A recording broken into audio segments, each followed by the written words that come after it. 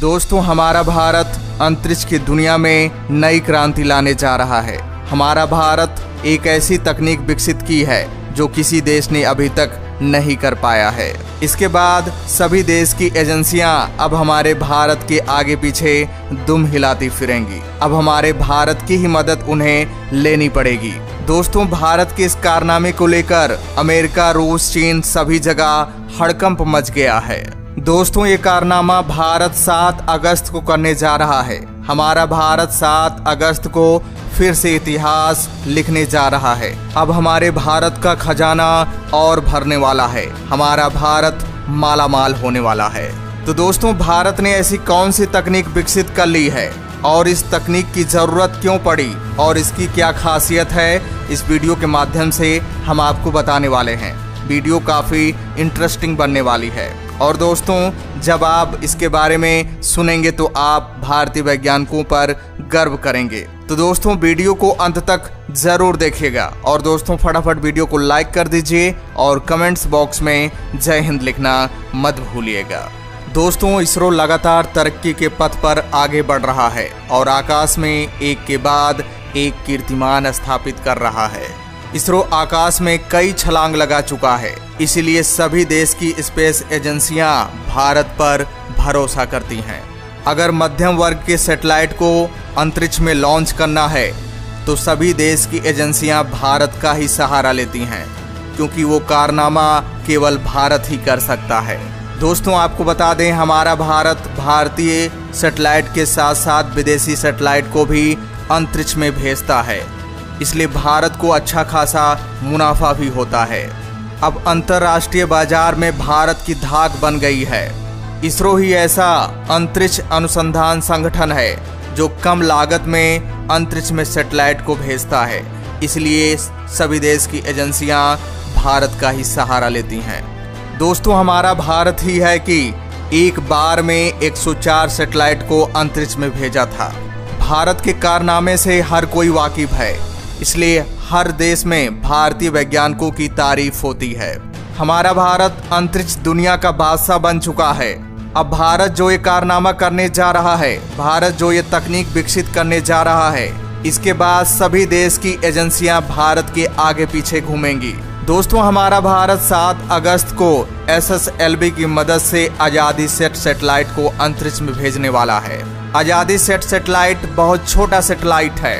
दोस्तों, आपको बता दें, अब सभी देश की एजेंसियां छोटे छोटे सैटेलाइट बना रही हैं। अब अंतर्राष्ट्रीय बाजार में छोटे सैटेलाइटों का स्कोप बढ़ गया है। अभी तक छोटे सैटेलाइट को अंतरिक्ष में लॉन्च करने के लिए अलग से कोई रॉकेट नहीं बनाया गया था, लेकिन भारत ने इतिहास रचते हुए अब एक नई क्रांति अंतरिक्ष की दुनिया में ला दी है। भारत ने अब छोटे सैटेलाइट को अंतरिक्ष में भेजने के लिए अलग से रॉकेट का इस्तेमाल कर लिया है, यानी भारत ने SSLV रॉकेट का निर्माण कर लिया है। अभी तक कोई देश ऐसा नहीं कर पाया है। इससे पहले छोटे सैटेलाइट स्पेस बस के जरिए भेजे जाते थे और उन्हें असेंबल किया जाता था। अभी तक भारत अपने महत्वाकांक्षी मिशन को PSLV और GSLV की मदद से अंजाम दिया है। तो दोस्तों, जान लेते हैं कि SSLV की क्या खासियत है, लेकिन उससे पहले थोड़ा नज़र PSLV और GSLV पर भी डाल लेते हैं ताकि सारी चीजें क्लियर ढंग से समझ में आ जाए। PSLV यानी पोलर सैटेलाइट लॉन्च व्हीकल और GSLV यानी जियोसिंक्रोनस सैटेलाइट लॉन्च व्हीकल, दोनों को भारतीय अंतरिक्ष अनुसंधान संगठन यानी इसरो ने तैयार किया है। इसका इस्तेमाल अंतरिक्ष की कक्षा में सैटेलाइट्स को स्थापित करने के लिए होता है। PSLV पुराना सिस्टम है, जबकि GSLV नया सिस्टम है। PSLV भारत की तीसरी पीढ़ी की लॉन्च व्हीकल है। ये भारत की पहली लॉन्च व्हीकल है जिसमें लिक्विड स्टेज है, यानी लिक्विड रॉकेट इंजन का इस्तेमाल किया गया है।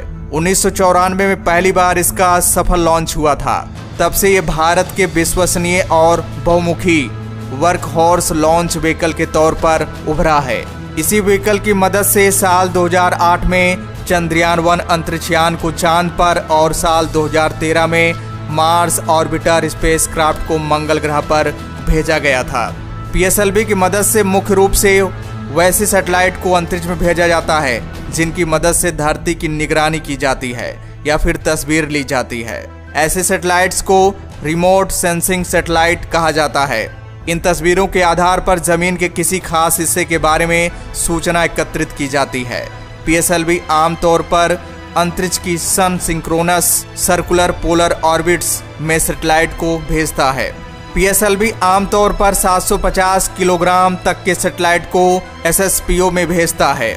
GSLV ये भारत द्वारा विकसित सबसे बड़ा लॉन्च व्हीकल है। ये चौथी पीढ़ी का लॉन्च व्हीकल है जिसमें 3 स्टेज और 4 बूस्टर होते हैं। ऊपरी स्टेज में क्रायोजेनिक इंजन लगा होता है। इसरो ने मुख्य रूप से कम्युनिकेशन सैटेलाइट्स को अंतरिक्ष में भेजने के लिए इसे बनाया है। GSLV का इस्तेमाल मुख्य रूप से जियोसिंक्रोनस ट्रांसफर ऑर्बिट यानी GTO में सैटेलाइट को भेजने के लिए किया जाता है। GSLV के 2 दर्जनों को इसरो द्वारा तैयार किया जा रहा है। पहले वर्जन का नाम GSLV Mk2 है जिसमें GTO तक 2500 किलोग्राम वजन तक के सैटेलाइट को और LEO में 5000 किलोग्राम वजन तक के सैटेलाइट्स को भेजने की क्षमता है। दोस्तों अब जान लेते हैं कि आखिरकार SSLV क्या है और इसकी वजह से ये मिशन किस तरह से खास माना जा रहा है।